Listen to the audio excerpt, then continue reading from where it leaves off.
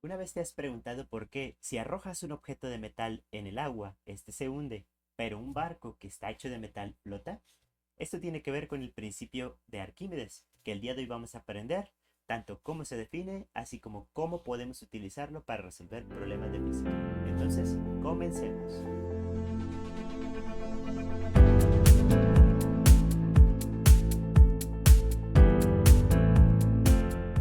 De acuerdo a la definición formal que podrás encontrar en cualquier libro de física, por ejemplo este de Kane, que en 1989, y cuya bibliografía podrás localizar aquí, definió. El principio de Arquímedes nos dice que un objeto que flote o que se haya sumergido en un fluido va a experimentar una fuerza hacia arriba o de empuje provocada por este fluido. Entonces, esta es la definición formal del principio de Arquímedes. Ahora, ¿esto qué significa en realidad? Pues muy simple. Nosotros tenemos un recipiente que tiene aquí un fluido. En este caso es agua, pero podría ser aceite o algún otro tipo de líquido o gas. Y le sumergimos un objeto. Entonces este objeto al momento de soltarlo va a producir una fuerza de empuje. Podemos ver cómo la manzana no ha quedado completamente sumergida, es decir, no se ha ido hasta el fondo del recipiente. ¿Y qué provocó al mismo tiempo? Que el líquido se esparciera hacia arriba. Entonces, esto se conoce como principio de Arquímedes. La cantidad de fluido que desplazó va a ser equivalente al volumen de la manzana. En un momento más lo vamos a expresar de manera matemática. Básicamente, el principio de Arquímedes se traduce como una fuerza de empuje que va a ser equivalente al peso del objeto.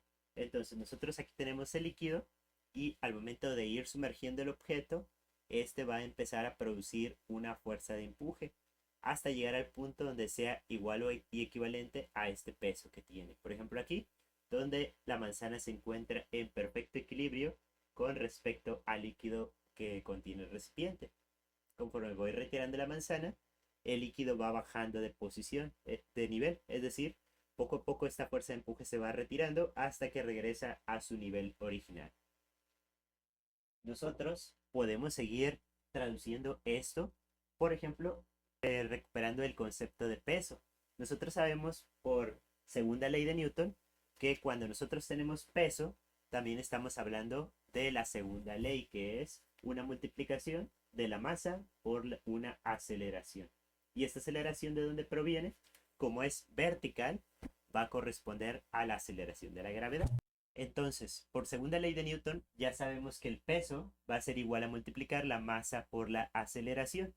¿Por qué utilizamos la W? Porque la P no, tenemos reservada para presión. Entonces, utilizamos la palabra inglesa weight de peso. Donde tenemos la W, vamos a sustituir. Es decir, en lugar de tener aquí W, podemos poner M por A, tal y como podemos observar aquí. Entonces, la fuerza de empuje va a ser igual a la masa por la aceleración. ¿La aceleración de dónde va a venir? Pues de la gravedad. Ahora, también nosotros habíamos visto una fórmula para la densidad, que sabemos que la densidad es igual a la masa entre el volumen. Nosotros podemos despejar, es decir, mover el volumen para el otro lado. Y vamos a obtener que la masa la podemos sacar multiplicando la densidad por el volumen.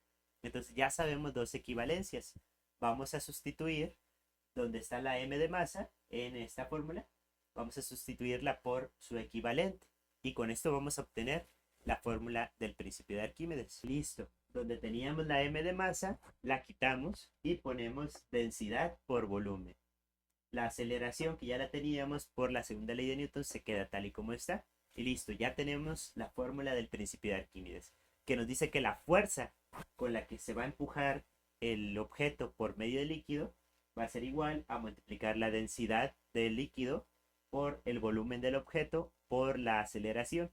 Típicamente esta aceleración pues va a ser la gravedad. Así que a continuación, en el siguiente video vamos a mostrar cómo poder resolver un problema de principio de Arquímedes.